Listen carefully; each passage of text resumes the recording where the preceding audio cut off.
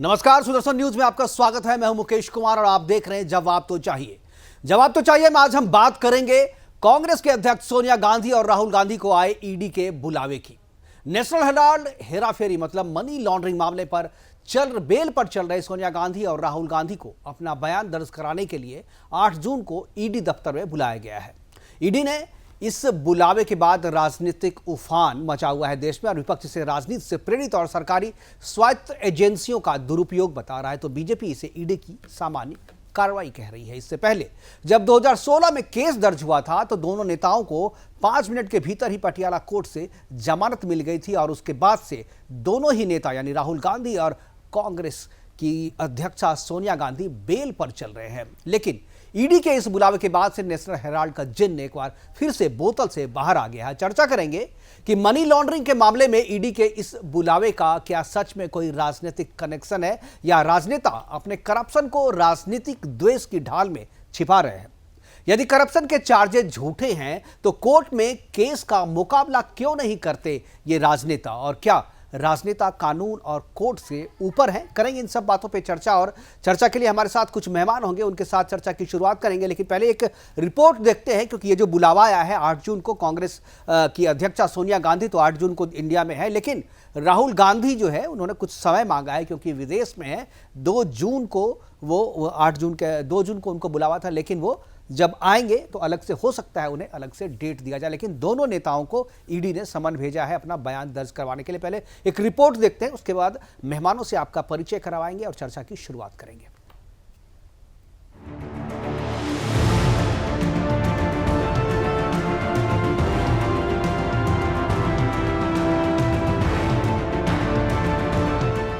उदयपुर चिंतन शिविर के बाद कांग्रेस पार्टी की चिंताएं कम होने के बजाय बढ़ती ही जा रही हैं। कांग्रेस को उम्मीद थी कि चिंतन शिविर से पार्टी के ढीले नट दुरुस्त होंगे और पार्टी मजबूती से देश में अपनी उपस्थिति दर्ज कराएगी, लेकिन हुआ ठीक इसका उल्टा। पहले पंजाब कांग्रेस के कद्दावर नेता सुनील जाखड़ हाथ का साथ छोड़ कमल की खुशबू को महकाने बीजेपी में चले गए, तो वहीं कपिल सिब्बल साइकिल पर सवार हो गए। इन झटकों से कांग्रेस अभी उबर भी नहीं पाई थी कि अब पार्टी अध्यक्ष सोनिया गांधी और उनके सुपुत्र राहुल गांधी की मुसीबत ईडी ने बढ़ा दी। ईडी ने नेशनल हेराल्ड मामले में मनी लॉन्ड्रिंग के आरोप को लेकर कांग्रेस के अंतरिम अध्यक्ष सोनिया गांधी और राहुल गांधी को समन भेजा। ईडी ने दोनों नेताओं को पूछताछ के लिए बुलाया। 8 जून को उनसे पूछताछ की जाएगी। बीजेपी नेता सुब्रमण्यम स्वामी बार बार कहते रहे हैं कि सोनिया गांधी और राहुल गांधी को नेशनल हेराल्ड मामले में जेल जाना पड़ेगा।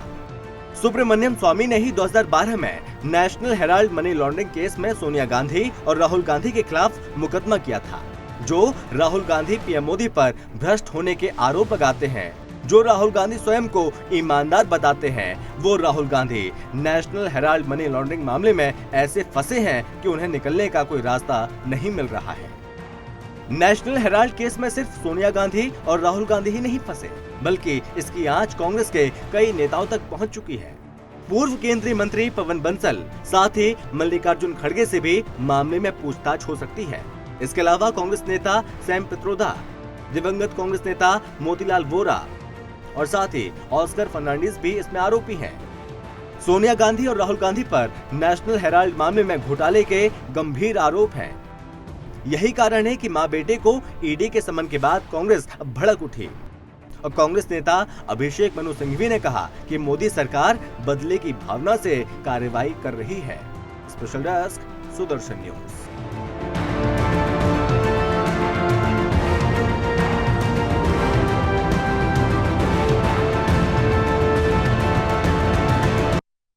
ये तो राजनीतिक बयानबाजी की बात थी कि किस तरीके के चार्जेस लगे। एक बार देखते हैं कि क्या है ये पूरा मामला, नेशनल हेराल्ड मनी लॉन्ड्रिंग का ये मामला जिसके कारण जो है ईडी ने बुलावा भेजा है, बयान दर्ज करने के लिए कहा है दोनों नेताओं को। क्या है ये पूरा मामला, एक बार देखते हैं, फिर कुछ प्रतिक्रिया भी दिखाएंगे, कांग्रेस की क्या प्रतिक्रिया है और बीजेपी की क्या प्रतिक्रिया है, फिर अपने मेहमानों से आपका परिचय कराएंगे।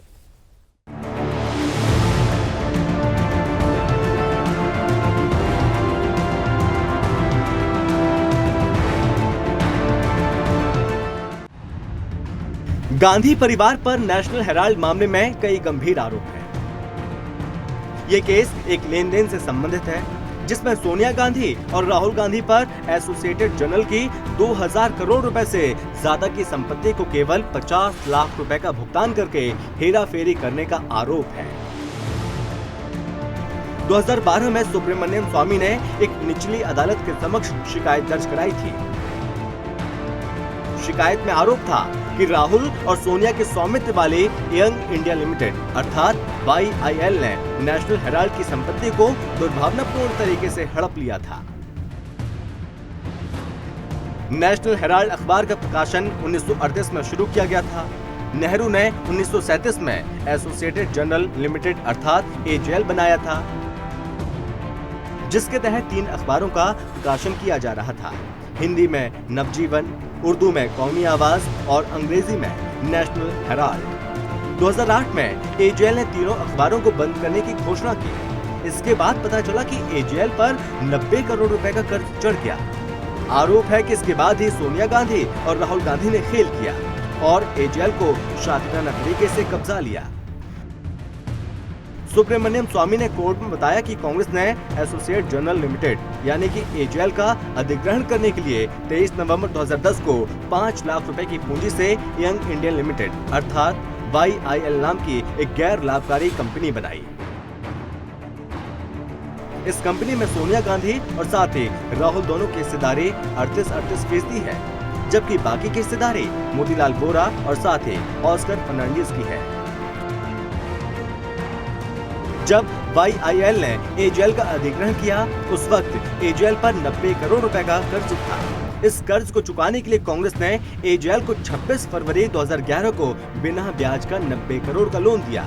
बदले में AJL ने अपने 99% शेयर राहुल और सोनिया की कंपनी YIL को ट्रांसफर कर दिए थे। अब YIL को कांग्रेस पार्टी का लोन चुकाना था। YIL ने कांग्रेस का लोन चुकाने के लिए 50 लाख का पेमेंट किया और बाकी का लोन कांग्रेस ने माफ कर दिया। अर्थात मात्र 50 लाख रुपए में AJL पर मालिकाना हक राहुल और सोनिया की कंपनी YIL का हो गया। Special desk Sudarshan news.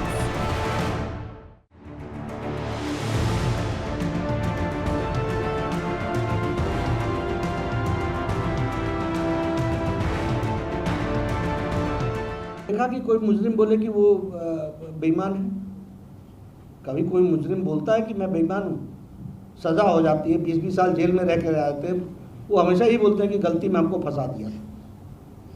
तो जो आदमी कटघरे में खड़ा है, जो बेल पर है, तो बेल उठवा लो ना, चार्जेस हटवा लो ना, क्यों नहीं करते? तो इसलिए नहीं करते हो क्योंकि कागज़ सच्चे हैं और कागज़ परमानेंट होते हैं, तो वो उनको उस जगह पर खड़ा रख रहे हैं। ये तो वैसे ही है ना कि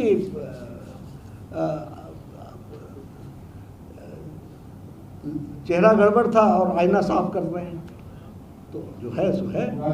कि आदरणीय कांग्रेस अध्यक्षा सोनिया गांधी जी को और हमारे नेता श्री राहुल गांधी जी को केंद्र सरकार की एजेंसी ED ने कोई नोटिस भेजी है और पूछताछ के लिए बुलाया है। कुछ गलत है तो एक्शन लिया जा सकता है, लेकिन बार बार ये दिख रहा है कि भारतीय जनता पार्टी और खासकर प्रधानमंत्री नरेंद्र मोदी ED और CBI का इस्तेमाल विपक्ष के नेताओं को हरास करने के लिए, उनको परेशान करने के लिए कर रहे हैं। तो मामला हेरा फेरी का है, मामला मनी लॉन्ड्रिंग का है और मामला चूंकि कांग्रेस के वरिष्ठ नेता नहीं, कांग्रेस के माई बाप से जुड़ा हुआ है, इसीलिए मामला जो है ज़्यादा गंभीर हो जाता है। हमारे साथ कुछ मेहमान जुड़ गए हैं। रत्नेश मिश्रा हैं कांग्रेस की तरफ से पक्ष रखने के लिए, कौशल कांत मिश्रा हैं बीजेपी के प्रवक्ता हैं, बीजेपी का पक्ष रखेंगे, सुजाता पांडे जी राजनीतिक विशेषज्ञ के तौर पर जुड़ी हैं, और इसके अलावा बृजमोहन श्रीवास्तव जी NCP के राष्ट्रीय प्रवक्ता हैं। सभी मेहमानों का स्वागत है और चर्चा की शुरुआत रत्नेश जी मैं आपसे करना चाहूंगा कि कांग्रेस के पास वकीलों की इतनी बड़ी फौज है और बहुत सारे वैसे मामले में वैसे लोगों को भी कांग्रेस के वकील जो है वो बचा ले जाते हैं, लेकिन अपने मामले में क्या हो रहा है? क्या राहुल गांधी और सोनिया गांधी जो बेल पे चल रही हैं, बेल तो 5 मिनट में दिलवा दिया था, लेकिन मुकदमे को फेस करने से ज्यादा उससे बचने की कोशिश की जा रही है, और जब बुलावा आता है बयान दर्ज करने के लिए ED की तरफ से या कोर्ट में से समझ जाता है तो राजनीति शुरू हो जाती है, गर्माहट एक दूसरे के खिलाफ जो है बयानबाजी शुरू हो जाती है। एक ही तरीके के बयान जब आप लोग यानी कांग्रेस जब UPA की सरकार थी और कांग्रेस के बीजेपी के किसी नेता पे इस तरीके की बात होती थी, बीजेपी जो बात कहती थी वही बात आज कांग्रेस भी कर रहा है। मैं दोनों पार्टियों को कहूंगा कि हमेशा जो है आरोप जो स्वायत्त एजेंसियां हैं, सीबीआई हैं, ईडी हैं, उन पर लगा दिया जाता है कि वो सत्ता के हाथ का एक खिलौना बन गया है और सत्ता उसका अपने मनमाफिक जो है इस्तेमाल कर रहा है। मैं इस पर चर्चा बाद में करूंगा, लेकिन क्या ईडी के बुलावे के बाद जो राजनीति गर्म हुई है उस पर मैं आपकी प्रतिक्रिया चाहूंगा, और क्या कांग्रेस के जो काबिल वकीलों की फौज है, क्या कांग्रेस के काबिल जो वकील हैं वो सोनिया और राहुल को क्यों नहीं बचा पा रहे हैं, और क्यों कांग्रेस के नेता मुकदमे को फेस करने की बजाय इस पर राजनीति करना ज्यादा पसंद कर रहे हैं? देखिए, पहली बात तो ये है मुकेश जी की 8 साल से ये केस एकदम शांत पड़ा हुआ था, अभी अचानक से फिर नोटिस आ जाता है। ठीक। तो ये कहीं ना कहीं है कि भारतीय जनता पार्टी की जो बौखलाहट है, क्योंकि भारतीय जनता पार्टी मूलभूत मुद्दों पर जनता के बीच उसकी लोकप्रियता कम हो रही है। ठीक, ये ना तो उन मुद्दों पर बात करते हैं जिससे जनता का सीधा संबंध है, और सुनिए इनका एक सीधा लक्ष्य है कि कांग्रेस पार्टी, क्योंकि ये जानते हैं कि आने वाले लोकसभा चुनाव में अगर कोई पार्टी अकेले दम पे हरा सकती है भारतीय जनता पार्टी को, तो वो कांग्रेस पार्टी है, और इसीलिए इनका खेल अभी से शुरू हो गया है। ये मानसिक रूप से प्रताड़ित करने की एक घटना है, बाकी कुछ भी नहीं है। अरे भाई, जब कोर्ट ने बेल दे दी है, उस पे बेल पे है, तो आप केस चलाइए। ठीक है, ईडी ने नोटिस भेजा है, हमारे नेता जाएंगे, ईडी के नोटिस का जवाब देंगे, जो भी पूछा जाएगा वो बताएंगे, क्योंकि हम निर्दोष हैं और हमें भारत की न्यायपालिका पे पूरा भरोसा है। हमारे आदरणीय सोनिया गांधी जी को भी है और राहुल जी को भी है और पूरी कांग्रेस पार्टी को। तो ये नोटिस देकर ये जो मानसिक रूप से प्रताड़ित कर रही है भारतीय जनता पार्टी, ये बस केवल जो मूलभूत मुद्दों पर कांग्रेस पार्टी जो जनता के बीच जा रही है उसकी बौखलाहट है। रत्नेश जी, आम आदमी को भी अगर इस तरीके का मामला होता है तो नोटिस जाता, आखिर कब तक नोटिस नहीं भेजती? आप कह रहे हैं जब भी नोटिस भेजते तो आप यही बवाल खड़ा करते कि भाई अभी इतने दिन से शांत थे, आज नोटिस भेज दिया, और आप बेल की बात करते हैं, लेकिन ये बात नहीं करते कि जब सुप्रीम कोर्ट से आपकी पार्टी ने इस केस को क्वैश करने के लिए कहा था तो सुप्रीम कोर्ट ने कहा था कि प्रथम दृष्टया जो है ये गंभीर भ्रष्टाचार का मामला दिखता है, इसलिए इसे क्वैश नहीं किया जाता है और अब बेल लेना पड़ा उनको। तो ये बात भी आप बताइए ना लोगों को, और अगर आप कह रहे हैं कि ये आप बिल्कुल पाक साफ है, आपकी कोई गलती नहीं है, तो आपको फेस करना चाहिए, आपको इसको राजनीतिक मुद्दा नहीं बनाना चाहिए। तो वो तो हमारे पार्टी के अभिषेक मनु सिंघवी जी का बयान आ चुका है कि हम जाएंगे और उनका सामना करेंगे। अभी राहुल जी बाहर हैं, उसके लिए समय मांगा जाएगा, और सोनिया जी हो सकता है 8 जून को जाएं। बिल्कुल। बीजेपी के प्रवक्ता माने कौशल जी, क्या जो आरोप लगा कांग्रेस लगा रही है, बार बार लगाती है, हालांकि पहले भी लगाई, कि सरकारी मशीनरी का दुरुपयोग करती है, और सीबीआई का दुरुपयोग हुआ, इससे पहले उसके आरोप भी लगे, उसके बाद ईडी के दुरुपयोग के आरोप अभी लग रहे हैं, और ईडी के दुरुपयोग के मामले तो लगातार जो है विपक्ष की तरफ से ये आरोप लगाए जाते रहे बीजेपी के ऊपर या सरकार के ऊपर से। आपकी क्या प्रतिक्रिया है? क्या सही में जो स्वायत्त एजेंसियां हैं उसको सरकार काम नहीं करने देनी? क्योंकि यही आरोप आप लोग भी लगाते थे, जब आप विपक्ष में होते थे तो आप भी यही आरोप लगाते थे, लेकिन आज अब सरकार में है तो आप पे यही आरोप लग रहे हैं। तो क्या बीजेपी को सही में इन चीजों से बचने के लिए कोई रास्ता नहीं है? क्या सही में जो आरोप लग रहे हैं उसका कोई जवाब बीजेपी के पास नहीं है? देखिए, आपने सारी बात सुनी जो कांग्रेस के स्पोक्स पर्सन रत्नेश जी नहीं, जिन्होंने भी मेन स्पोक्स पर्सन, उन्होंने क्या कहा कि ये बदले की भावना से कार्रवाई की जाए। उन्होंने ये नहीं कहा कि राहुल गांधी या सोनिया जी निर्दोष हैं, और उन्होंने कोर्ट में भी ये प्रूफ नहीं कर पाए। सुप्रीम कोर्ट में ये पहले हाई कोर्ट गए, फिर सुप्रीम कोर्ट गए, और सुप्रीम कोर्ट में सारे साक्ष्य जो ये कह सकते हैं, ये सब करने के बाद सुप्रीम कोर्ट ने केवल इनको फिजिकली अपीयर होने से एग्जेम्प्ट किया था कोर्ट में, और कहा था ये गंभीर इकोनॉमिक ऑफेंस का मामला बनता है जो देश की संपत्ति से जुड़ा हुआ है, और उनको वहां से क्लीन चिट नहीं मिली। जिस चीज के ऊपर सुप्रीम कोर्ट, जो देश की सर्वोच्च न्यायालय है, वो क्लीन चिट नहीं दे सकती, उसके ऊपर कांग्रेस के स्पोक्स पर्सन कितना भी बोलते रहे, देश की जनता उनको क्लीन चिट नहीं देगी। इसको बहुत साफ शब्दों में मैं बताना चाहूंगा लोगों के लिए कि ये मामला क्या था। ये समझिए, नेशनल हेराल्ड जो था, ये एसोसिएट जनरल लिमिटेड का एक आउटफिट था जो स्वतंत्रता के पहले लगभग 500 स्वतंत्रता सेनानियों ने मिलकर बनाया था, जिसपे कांग्रेस के लोगों ने अपना कब्जा जमा लिया था। इसकी टोटल प्रॉपर्टी आज की डेट में वर्थ इट करीब करीब 200 करोड़ रुपए की है, जिसको यंग इंडिया लिमिटेड ने आप केवल कम आंक 5 रहे हैं, आप लाख कम में आंक रहे हैं। खरीदा है। 2000 करोड़ की संपत्ति का आकलन है कि 2000 सॉरी, हाँ 2000 करोड़, मेरे गलत निकला, 2000 करोड़ की है, और जिसको यंग इंडिया लिमिटेड ने 5 लाख में खरीदा है। बिल्कुल। एक्चुअली ठीक, अब इतना इनफैक्ट आप हमेशा एक 5 जीरो, लाख आप एक जीरो हाँ। का मिस कर दे रहे हैं। 50 लाख देकर के खरीदा आप 2000, आप हमेशा एक जीरो कम कर दे रहे हैं। जी, 2000 करोड़ की संपत्ति खरीद ली। इतना बड़ा मामला, जो देश की संपत्ति है, स्वतंत्रता सेनानियों की संपत्ति है, उसके कौन और दो मालिक बन गए हैं? सोनिया जी एंड राहुल जी। ये तो मुद्दा है। इस मुद्दे पे अगर इकोनॉमिक विंग्स अपना काम करती है, ईडी अपना सम्मान देता है, तो इनको जाके वहां अपने को प्रूफ करना चाहिए कि इन्होंने गलत नहीं किया। ये आके ये कहते हैं कि सरकार दुरुपयोग कर रही। सरकार के पास सिर्फ यही काम नहीं है, बहुत सारे काम करती है, और ईडी और सीबीआई दर्जनों नोटिस हर हफ्ते हर महीने भेजती रहती है पूरे देश की जनता को, जिन पे डाउट होता है।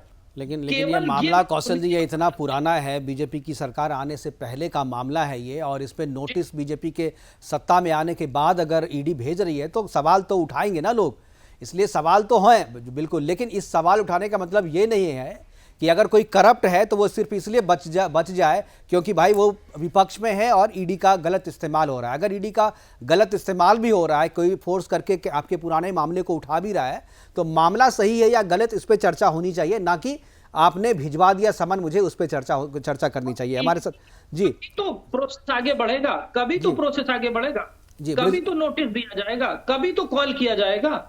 तो बिल्कुल। वो समय कब आएगा? कोई न कोई राजनीतिक दल तो ऊपर रहेगा ही रहेगा, और बिल्कुल। भारतीय जनता पार्टी 2050 तक रहने वाली है, तो कब तक नोटिस न दिया जाए?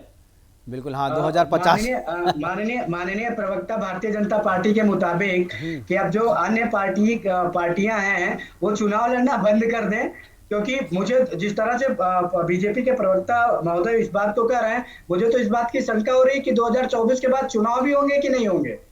क्योंकि मेरा सवाल लेकिन कुछ और है, मेरा सवाल कुछ और है कि 2050 के बाद क्यों नहीं, ये भी सवाल है। 2050 तक आपने सीमा रेखा क्यों बना दी है? 2050 के बाद क्या बीजेपी राजनीति से संन्यास ले लेगी? ये भी सवाल आपके इस बात से उठता है। क्योंकि मुकेश जी तब तक बीजेपी की सच्चाई लोगों को पता चल चुकी होगी, एक्सपोज हो चुके होंगे। ठीक है, बिल्कुल। अब बृजमोहन श्रीवास्तव जी हमारे साथ हैं, एनसीपी के राष्ट्रीय प्रवक्ता हैं, और इस मसले पर बाकी चैनलों में काफी बोलते रहे, प्रखर रूप से बोलते रहे, और ईडी के और सीबीआई के इस्तेमाल पे, गलत इस्तेमाल पे इनका अपना रिसर्च है।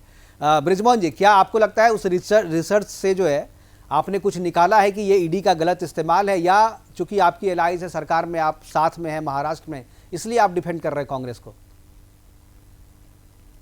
इस देश में जो इन्फोर्समेंट एजेंसियां संविधान के तहत बनाई गई हैं, वो बनाई इसलिए गई है कि यदि कोई गलती करता है, कोई भ्रष्टाचार करता है, कोई गलत काम करता है, तो उससे कार्रवाई हो, उसको रोका जाए। यहाँ तक तो बात बिल्कुल ठीक है। हमारा लेकिन कहना दूसरा है। हमारा कहना यह है कि जब से भारतीय जनता पार्टी का शासन आया है, 2014 से लेकर 2022 तक ईडी ने कुल मिलाकर 3000 जगहों पे छापे डाले, 3000 लोगों के यहाँ पर छापे डाले हैं, और उसमें कुल मिलाकर 11 लोगों को अभी तक कन्विक्शन हुआ है, 11 लोगों को सजा मिल पाई है। वहां तक ये बात ठीक थी। ये 3000 लोगों पे जब हम लोगों ने रिसर्च की तो पाया कि इसमें एक भी आदमी भारतीय जनता पार्टी का नहीं है। तो ये है मुद्दा इसमें। ये तो उदाहरण के लिए आदरणीय प्रधानमंत्री जी ने, तो ये रिसर्च आपका बीजेपी काल का रिसर्च है ये, या यूपीए काल का भी है? ये यूपीए काल का ही बता दूं फिर। यूपीए काल में कुल मिला के 112 जगह पर छापे डले थे कुल, और 112 में 104 केस रजिस्टर्ड हुए थे, जिसमें से कुल 11 लोगों को दोषी पाया गया था। तो मैं ये कहना चाहता हूं कि भारतीय जनता पार्टी के शासनकाल में ईडी एक पक्षी काम कर रहा है। ये आरोप जब हम लगाते हैं, इसके पीछे भरपूर कारण है। पहला कारण यह है कि जैसे आप देखिए कि आदरणीय प्रधानमंत्री जी ने गुजरात के पूरे मंत्रिमंडल को एक चीज और बताइए। नहीं ठीक है बृजमोहन जी, एक चीज और बताइए, नेशनल हेराल्ड वाला मामला उस समय क्यों नहीं किया नोटिस? वो 3000 मामले में नेशनल हेराल्ड का मामला नहीं है ना? नहीं, ये है मामला, ये भी उसी के अंतर्गत है। हाँ तो फिर यही तो मैं आपसे फिर तो कहना नोटिस चाहता क्यों हूं, नहीं हुआ? ये तो भी भाई उसी के अंतर्गत है। भाई ये तो तो जब मैं आपसे- सुप्रीम कोर्ट ये मान चुकी है कि प्रथम दृष्टया जो ये करप्शन का, मनी लॉन्ड्रिंग का मामला बनता है, आपराधिक आर्थिक अपराध का मामला बनता है, तो फिर क्यों नहीं माना? क्योंकि इसमें राजीव गांधी और माफ कीजिएगा सोनिया गांधी और राहुल गांधी का इन्वॉल्वमेंट है, इसलिए नहीं मानी? ये भी तो दुरुपयोगी है मैं ना। ये नहीं कह रहा, नहीं, मैंने बिल्कुल ये नहीं कहा। मैं ये कह रहा हूँ कि जो 3000 केस रजिस्टर्ड हुए हैं, जिन लोगों के यहाँ पे छापे डाले गए हैं, इनमें से एक भी भारतीय जनता पार्टी या उनसे जुड़ा हुआ व्यक्ति नहीं था। ये बड़ी आश्चर्य की बात है। आप मुझे बताइए कि गुजरात मंत्रिमंडल को पूरा आदरणीय प्रधानमंत्री जी को हटाना पड़ता है, क्या इसलिए हटा दिया कि वो इईमानदारी से काम कर रहे थे? वो पूरी सोच से भ्रष्टाचार में लिप्त थे, इसलिए आदरणीय प्रधानमंत्री तो ये जी को अच्छी उन्हें बात है हटाना ना पड़ा। ब्रिजमोहन जी से, तो आम जनता और विपक्ष को खुश होना चाहिए कि करप्ट आदमी अगर आपकी अपनी पार्टी में भी है तो उस पर एक्शन हो रहा है। यही है कि ईडी उनके लिए कार्रवाई क्यों नहीं करता? क्यों नहीं ईडी ने? नहीं, आप तो कह रहे हैं ब्रिजमोहन जी, आपके बोलने से तो ये निष्कर्ष निकल रहा है, आपके बोलने से ये निष्कर्ष निकल रहा है कि कांग्रेस जो है बीजेपी पे छापे नहीं डलवाती है, तो बीजेपी भी कांग्रेस पे छापे नहीं डलवाए, दोनों करप्शन करता रहे, एक दूसरे से चोर चोर मसेरे भाई हाथ मिला के रखे। मैं सिंपली ये बात कहना चाहता हूँ कि भारतीय जनता पार्टी के जो ईडी का एक विंग है, वो इस समय पूरी तौर से भारतीय जनता पार्टी के कार्यकर्ताओं के रूप में काम कर रहा है। इसका सबसे बड़ा सबूत है कि इनके ज्वाइंट डायरेक्टर ये तो है, लेकिन आपकी बात से ये भी आप कह रहे हैं कि भाई माने पॉलिटिकल आदमी जो है एक दूसरे पे छापेमारी ना करें, जनता का चाहे जितना नुकसान हो, अगर जनता से कोई करप्ट हो तो उसको सजा दीजिए, लेकिन चूंकि आप लोग सत्ताधारी हैं तो सत्ताधारी पे आंच नहीं आना चाहिए। बात आपकी बात से यही साबित हो रहा है कि सत्ता में है, मतलब नहीं, आप तो यही कह रहे हैं ना कि कांग्रेस ने बीजेपी के एक भी किसी व्यक्ति पे या किसी नेता पे छापेमारी नहीं करवाई, ईडी की कोई समन नहीं भेजा। मैंने आपने पूछा कि उस समय क्या हुआ, तो मैंने बताया कि कुल मिलाकर 112 रेड हुई थी। मैंने ये नहीं कहा कि किसके यहाँ पे हुई थी, किसके यहाँ नहीं। हाँ तो वही 112 में से कोई बीजेपी का नहीं था, मतलब तभी आपको बीजेपी के लोग सारे क्लीन दिख रहे थे, और आज आप कह रहे हैं कि बीजेपी में करप्शन है।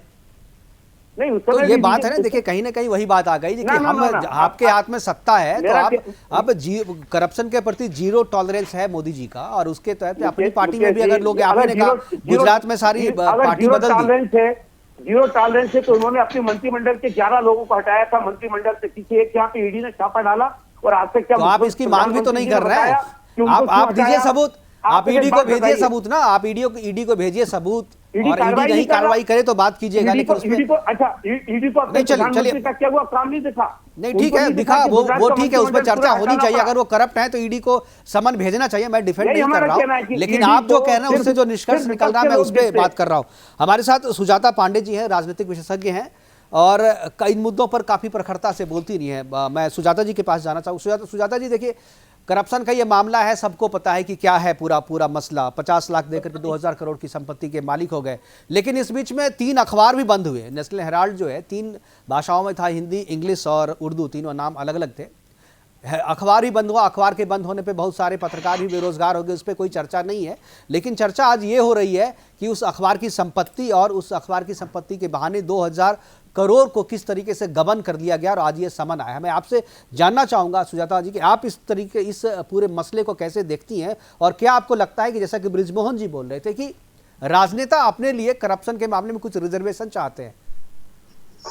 तो मुकेश जी, पहले तो ये क्लियर करना बहुत जरूरी है कि ये पूरा मामला जो है एक फेक कंपनी, एक जाली कंपनी बनाने का है, जिसके थ्रू, जो कि आप ऑलरेडी बता चुके हैं इस मामले, इस पूरे इसमें, कि किस तरह से 50 लाख खर्च करके, आप तो 2000 करोड़ बता रहे हैं, जो लेटेस्ट रिपोर्ट है वो बोलते हैं कि वो 5000 करोड़ की प्रॉपर्टी थी, उसको हथिया लिया गया। और इसमें सबसे जो नोट करने वाली बात ये थी कि कांग्रेस पार्टी के जो कोषाध्यक्ष थे मोतीलाल वोरा ने, वो यंग इंडिया के बोर्ड पे भी थे, और उन्होंने मोतीलाल वोरा से बात करके मोतीलाल वोरा की पार्टी को, जो कि कांग्रेस पार्टी थी, उससे पैसे लिए और उसके ये सारे प्रॉपर्टी अपने नाम पे हथिया ली। और तो ये एक पूरा मामला। मोतीलाल वोरा कोषाध्यक्ष थे उस समय पार्टी के? जी, वो कोषाध्यक्ष भी थे, वो एजेएल के चेयरमैन भी थे, और साथ ही साथ वो जो यंग इंडिया के बोर्ड पे भी थे, क्योंकि 38% जो था वो सोनिया और राहुल जी के नाम पे था, और बाकी 24% इन सारे जो कांग्रेस के करीबी लोग हैं उनमें बटा हुआ था। तो ये पूरा मामला जो है एक तरह से पूरा मनी लॉन्ड्रिंग का केस है। ये बहुत ओपन एंड शट केस है। अगर आप पढ़ेंगे तो कहीं पर जो भी कांग्रेस के प्रवक्ता कह रहे थे कि बेल मिली हुई है, अभी क्यों बुलाया है, तो बेल मिलने के बाद बुलाते ही तो है, बेल दी जाती है, उसके बाद आपको इंटरोगेशन करने के लिए बुलाते ही तो है अगर डॉक्यूमेंट्स वो लेके आए। मतलब आप ये कह रहे हैं कि जो आम जनता है उसको बेल तो मिलती नहीं है। पहली बात तो ये, इनकी तो बेल 5 मिनट में हो जाती है। जो बेल मिल जाती है उसके बाद वो चक्कर लगाता रहता है, उसको बुलाते रहते हैं, लेकिन क्योंकि वो गांधी परिवार से हैं इसलिए उनको बुलाया भी ना जाए। तो पहली बात तो ये कांग्रेस की हड़प नीति पे ईडी की चोट है कि बहुत साफ मामला है। और मैं हैरान हूं मुकेश जी, यहाँ बैठ के कांग्रेस के प्रवक्ता कह रहे थे कि भारतीय जनता पार्टी ये ऐसा कर रही है क्योंकि 2024 में वो आने वाली नहीं है। उनको अपने आंकड़े भी पता है, 55 सीट है उनके पास 2 राज्य हैं जो कि हर बार जिनसे सरकार बदलने का रिकॉर्ड है।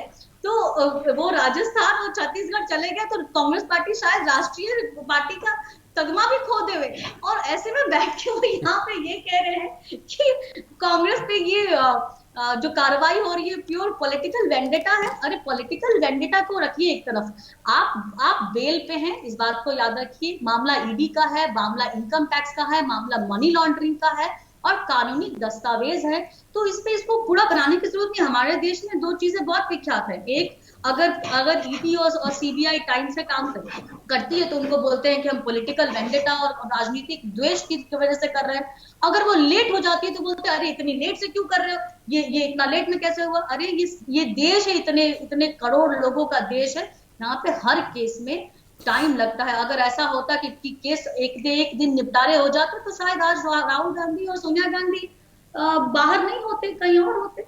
बिल्कुल, बेल पे नहीं होते, जेल में होते। ये भी हो सकता है क्योंकि मामला न्यायिक अदालत में, तो मैं ये बोलना नहीं चाहती कि वो जेल में होते कि कहाँ होते, लेकिन बाहर तो नहीं होते। क्योंकि आपको अच्छा मुकेश जी एक चीज और बताना चाहूंगी कि शायद ये कहीं बता नहीं रहे हैं, इनकी प्रॉपर्टीज अटैच की गई हैं 2015 के बाद से। जब 2016 में एससी ने इनको बेल तो दे दी थी लेकिन ये केस हटाया नहीं था, तो उसमें 64 करोड़ की प्रॉपर्टी अटैच हुई थी पंचकुला में, 30 करोड़ की प्रॉपर्टी अटैच हुई थी मोहाली में, 16 करोड़ की मुंबई बांद्रा में प्रॉपर्टी अटैच हुई है इनकी, दिल्ली में इनकी प्रॉपर्टीज है वहां अटैच हुई है, चंडीगढ़ में प्रॉपर्टीज है।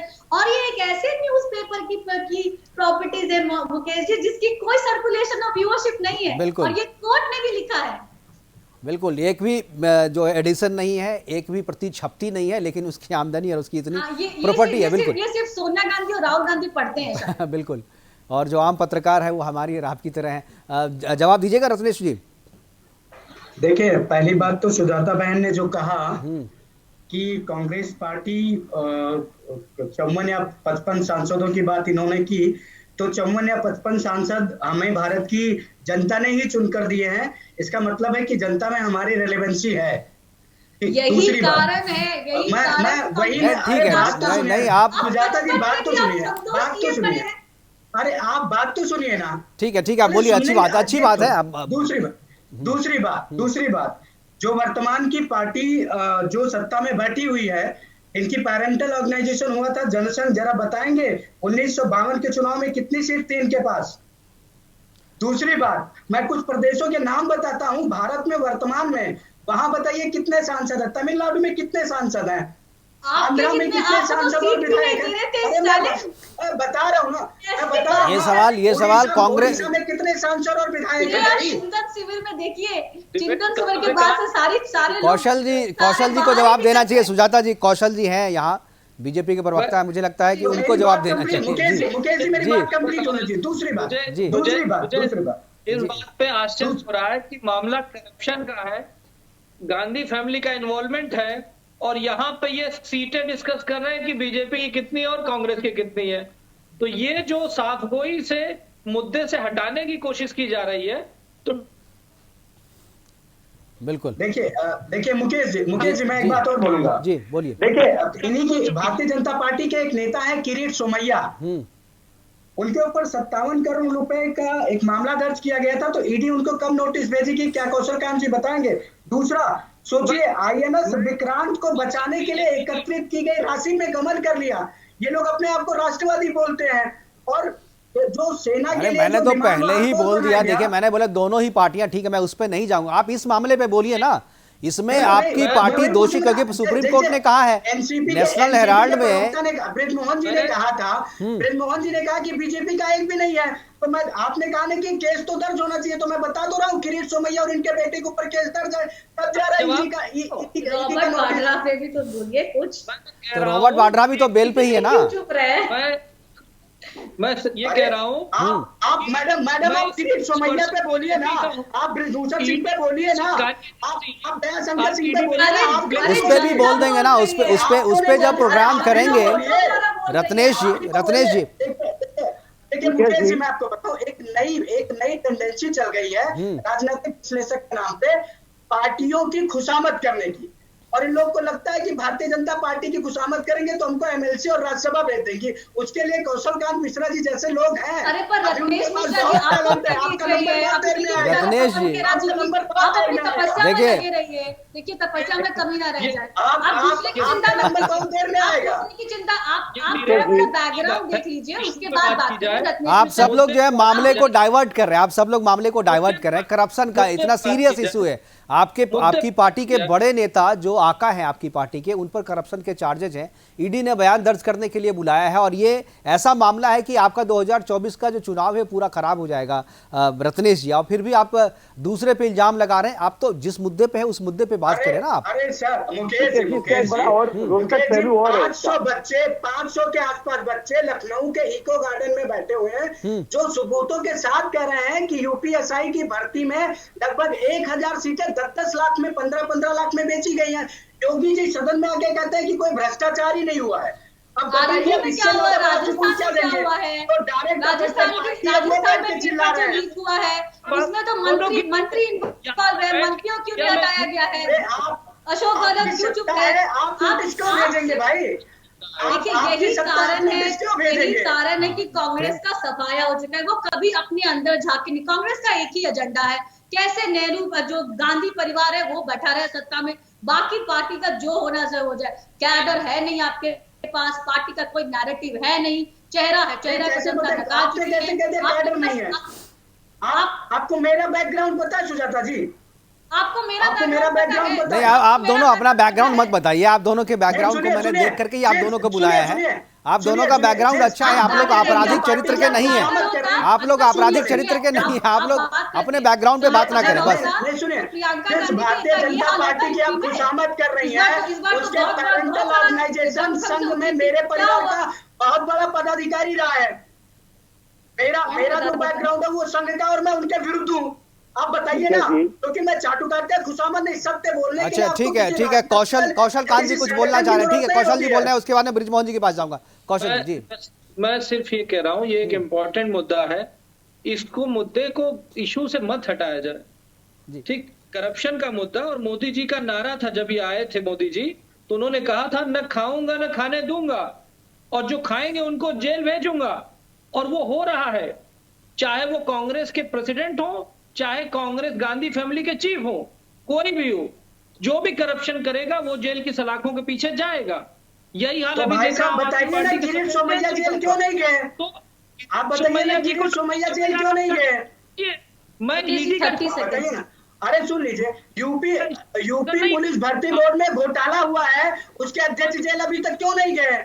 भाई आप कह देंगे और जेल भेज दिया जाएगा, ऐसा थोड़ी होगा रत्नेश जी। क्षेत्राधिकार नहीं आता क्या? प्रोसेस है ना, वो तो आप जाइए ना, प्रोसेस है ना, कोर्ट में जाइए, कोर्ट में तो जाते ही रहते हैं आप लोग, थाना मामला दर्ज कराइए, कोर्ट जाइए, कोर्ट अपना फैसला करेगी ना। ब्रिजमोहन जी क्या आपको लगता है कि कांग्रेस जो सोनिया गांधी और राहुल गांधी दोनों बेल पे हैं, जो वाड्रा है वो भी बेल पे हैं, और ये करप्शन का एक सीरियस चार्जेज है, क्या आपको लगता है कि 2024 में जितने एलाइज हैं, यानी कांग्रेस जो है ये कोशिश कर रही है कि जितने भी एलाइज हैं, खासतौर पे महाराष्ट्र में जितने उनके एलाइज हैं और जो नॉर्थ इंडिया में उनके एलाइज हैं, उनका लीडर बनकर, उनका अगुवा बनकर के 2024 का चुनाव लड़े? क्या आपको लगता है कि ये जो नेशनल हेराल्ड का मुद्दा है ये बहुत बड़ा डेंट करेगी कांग्रेस पे और उनके एलाइज के लिए एक मुश्किल खड़ा करेगी? क्योंकि आप एक एलाई हैं वहाँ पे महाराष्ट्र में, इसलिए मैं आपसे ये सवाल पूछ रहा हूँ।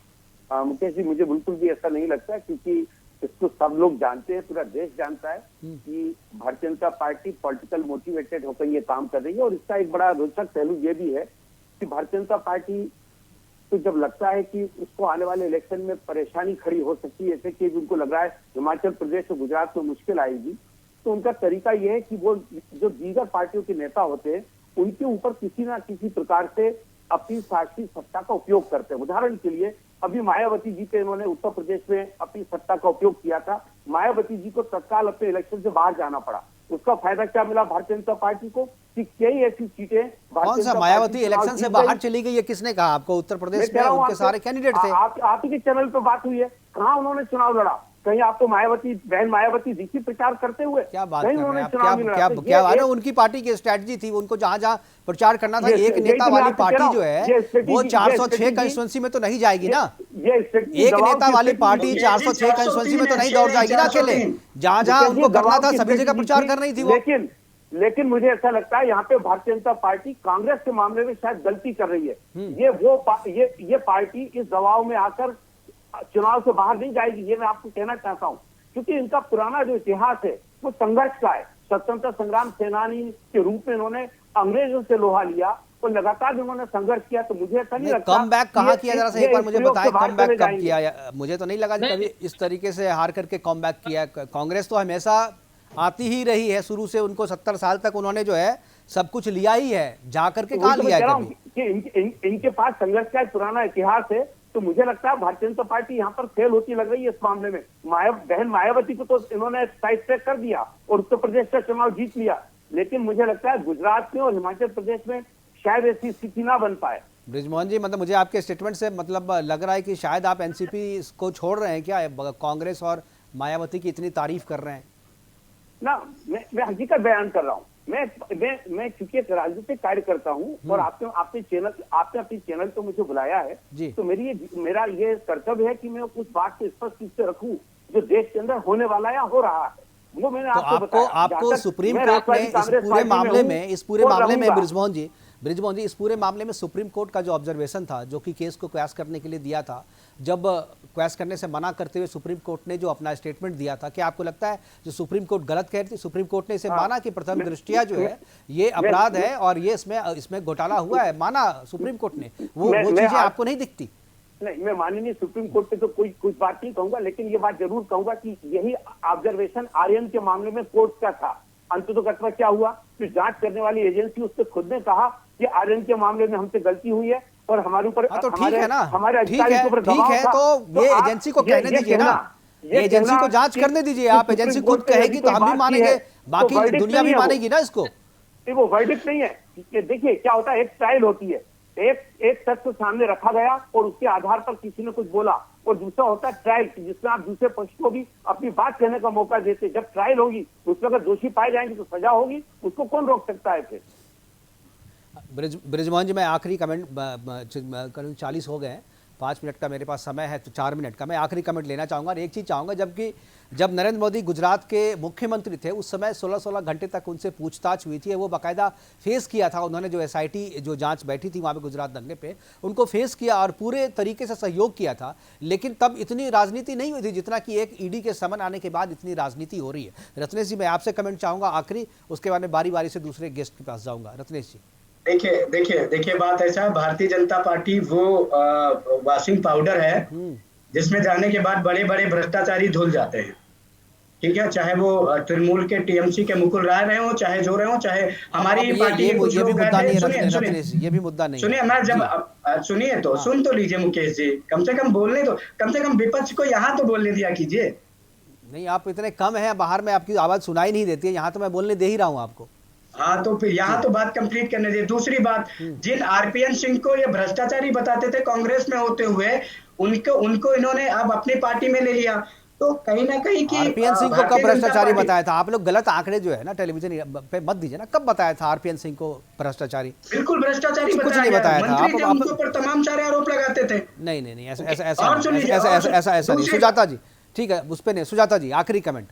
बृजमोहन जी अभी बता रहे थे कि कैसे कांग्रेस का इतिहास रहा हुआ, उनको अच्छी लगने लगी है पार्टी, क्योंकि उनका गठबंधन है महाराष्ट्र में, वरना ये उनके ही थे शरद पवार जिन्होंने कांग्रेस से छिटक के अपनी एक पार्टी बनाई थी, और ये कहते हुए कि कांग्रेस में उनका रहना पॉसिबल नहीं है। साथ ही साथ उन्होंने जो रिसर्च की लंबी चौड़ी बात की, पर वो शायद नवाब मलिक और अनिल देशमुख का नाम लेना भूल गए वहां पे, जहां पे कि किस तरह से पुलिस का इस्तेमाल करके वहां पे सिर्फ भ्रष्टाचार नहीं, एक राष्ट्र विरोध, उसको आतंकवाद भी कह सकते हैं, वैसी गतिविधियां हो रही थी। तो जब कोई राजनेता सिर्फ अपनी बात करेगा तो जनता है, जनता सब कुछ जानती है, वो जानती है कि क्या सही है, क्या क्या गलत है। और जहां तक एजेंसियों की बात है मुकेश जी, ये इस देश में हर 2 महीने पे 3 महीने पे चुनाव होते रहते हैं। क्या एजेंसियां जो है चुनाव का कैलेंडर लेके चलेंगे कि कभी ये चुनाव आने वाले हैं, वो चुनाव आने वाले हैं? इस तरह से तो एजेंसियां घर में बैठेंगी ना। बिल्कुल बिल्कुल। कौशल कांत जी, मैं सिर्फ ये कहना चाहूंगा कि ये एक बहुत इंपॉर्टेंट इशू है, और करप्शन में कोई भी इन्वॉल्व हो उसको पनिशमेंट मिलेगा, चाहे वो किसी दल का हो। और जो हमारे दोस्त लोग कह रहे थे, हमारी फ्रेंड ने अभी जवाब दे दिया कि चुनाव हमेशा होते रहते हैं, तो चुनाव का इंतजार नहीं किया जा सकता। बिल्कुल, चुनाव को देख करके एजेंसियां काम नहीं करेंगी। Thank you. ब्रिजमोहन जी, आखिरी कमेंट। ब्रिजमोहन जी, देखिए मैं 2 बातें कहना चाहूंगा। एक कि नवाब मलिक साहब के जो केस था वो 26 साल पुराना है, और अभी तक उससे किसी प्रकार की कोई ऐसी पक्की जानकारी कोर्ट के सामने नहीं दे पाई है ईडी, जिससे कि कोई कार्रवाई हो पाए। दूसरी बात ये कि जहां से ऑलरेडी अनिल देशमुख जी की बात की सुजाता जी ने, तो 4 करोड़ से ईडी शुरू हुआ था, और अभी जो चार्जशीट पेश की है उसमें शायद 4 लाख रुपए का कोई आरोप लगाया है। तीसरी बात मैं कहना चाहता हूँ कि बात बिल्कुल सच है कि आदरणीय मोदी जी को उस समय इंट्रोगेट किया गया था लंबे समय तक, और ये बात भी सच है कि भारतीय जनता पार्टी के लोगों ने बहुत उस समय बवाल मचाया था। लेकिन ये बात दूसरी ही सच है कि क्योंकि उस समय कांग्रेस की सरकार होने के उपरांत भी, क्योंकि वो उस सारे मामले में कहीं लिप्त नहीं थे, तो उनको छूट भी मिली। ये ऐसी स्थिति आज भी है। अगर कांग्रेस, जो भी लोग हैं जिन पे ईडी का केस रजिस्टर कराया जा रहा है, उनके ऊपर किसी प्रकार की जब कोई चीज नहीं मिल पा रही है, तभी तो ये बात की जा रही है। नहीं, देखिए मामला इसलिए उठता है और सवाल इसलिए हम लोग पूछते हैं, हमारे पास समय की कमी है। सभी मेहमानों से मैं क्षमा चाहते हुए प्रोग्राम को वाइंड अप कर रहा हूं, और सवाल जितने भी हमारे साथ, ब्रिजमोहन जी, आप, सुजाता पांडे जी और कौशल कांत जी और रत्नेश जी, सभी का बहुत बहुत धन्यवाद, और बहुत बहुत शुक्रिया कि आप जुड़े और अपनी अपनी बातें हमारे साथ रखी। लेकिन ये जो मसला है ये आगे भी जाएगा, क्योंकि जब पूजा सिंघल पर ईडी छापे मारती है और उसको जेल भेजती है, तब कोई भी पॉलिटिकल पार्टी सामने नहीं आती है और उसको कहती है कि ये सही कार्रवाई है। लेकिन यही कार्रवाई जब किसी राजनेता पे होती है तो सारी पॉलिटिकल पार्टी है वो उठ करके सामने आ जाते हैं। राजनेता चाहते हैं कि करप्शन के मामले में उन्हें आरक्षण मिले, यानी जैसा कि ये ब्रिजमोहन जी कह रहे थे कि बीजेपी पर कांग्रेस ने कोई छापा नहीं मरवाया, तो बीजेपी भी जो है वो कांग्रेस पे कोई इस तरीके की छापेमारी नहीं करे। यानी सत्ता में हम रहे या आप रहे, मिल बैठ करके मलाई खाते रहे, मिल बैठ करके जो है चोर चोर मसेरे भाई का खेल खेलते रहे, जनता चाहे बाहर में जाए। फिलहाल अभी के लिए इतना ही, दीजिए इजाजत, नमस्कार।